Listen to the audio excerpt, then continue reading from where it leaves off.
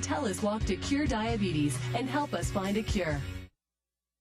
She is Canada's best-known fashionista, a woman who's been both behind the scenes and in front of the scenes, traveled the world and, of course, the runways of it, always keeping her feet firmly planted on the ground. And she's got a new book out, #5. Jeannie Beker is here with us today. Finding Myself in Fashion is the name of your book. And first off, before we get into it, what inspired you to write this book?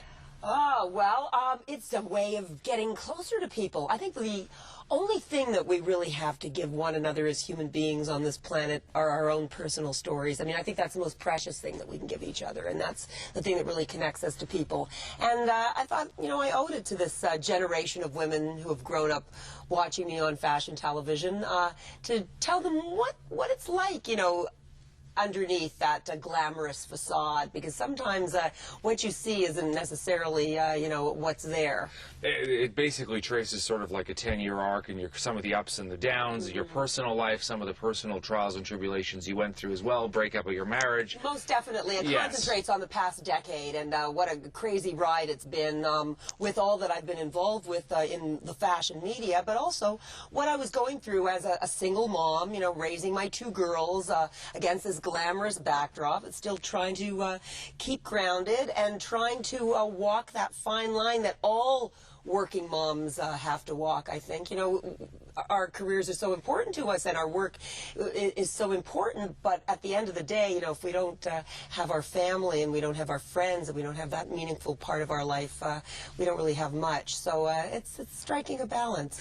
One of the interesting things about the book that I noticed is there's all sorts of, obviously, anecdotes of different celebrities that you encounter, and a lot of your own personal stuff is encounters that you have in different environments. But the #1 thing that I found fascinating is that wherever you go, whoever you meet, people are human beings, and that sort of personality comes across, and their idiosyncrasies and all that type of stuff. It's really fascinating because you don't think about how much of the human being is driving these people, if you understand what I mean. Absolutely, absolutely. I mean, it seems like theater of the absurd sometimes, and you meet a lot of, like, egos in this business and a lot of wacky, colorful characters. I mean, that's what I love about it. I love the theatricality of fashion. I mean, originally, I was an actress.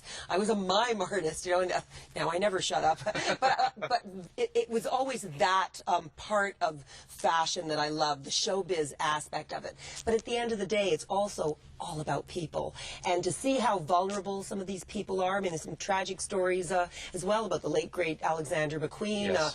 Isabella Blow, that amazing, you know, fashionista, stylist, editor that was just so over the top, but really, you know, suffered so much.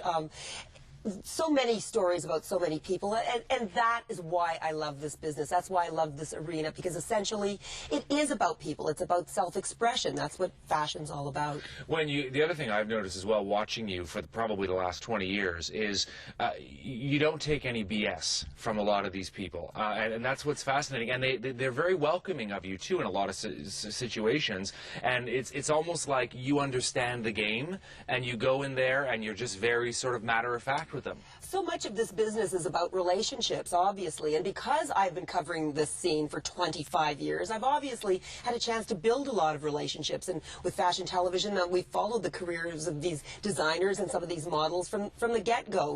We've watched a lot of these people grow up in front of our lenses, and that's been most rewarding.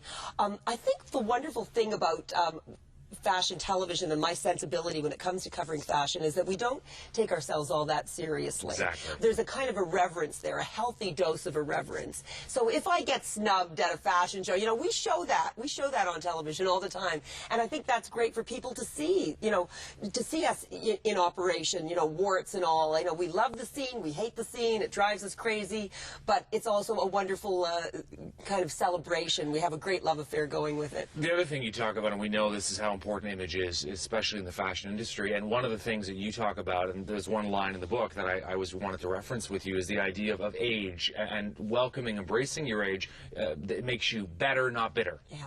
You know, there's an old adage that I subscribe to wholeheartedly.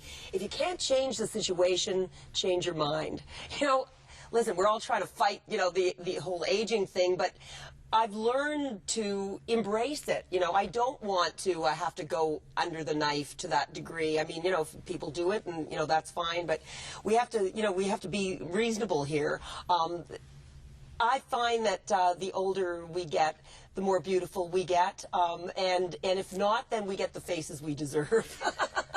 You know, I think that the people who are true of heart and who have generous spirits and who are, you know, really in love with life and in love with people, which I think I very much am. You know, hopefully people see beyond the wrinkles and see, you know, the true heart beneath the surface. And I think that's what's kept me going. I mean, I'm going to be 60 next year, and I've never felt better. I mean, I look back at some of these old pictures and I think, okay, yeah, I mean, maybe I was cuter when I was, you know, 18, but I certainly wasn't this wise, and I certainly wasn't this comfortable in my own skin. And I think that's what great style is about, and that's what makes us ultimately beautiful. I want to thank you for coming in today and sharing this. Thank you so much. The name of the book is Finding Myself in Fashion. Jeannie Beker, appreciate it. I certainly appreciate it too. Thanks. That's awesome. Take another look at the weather.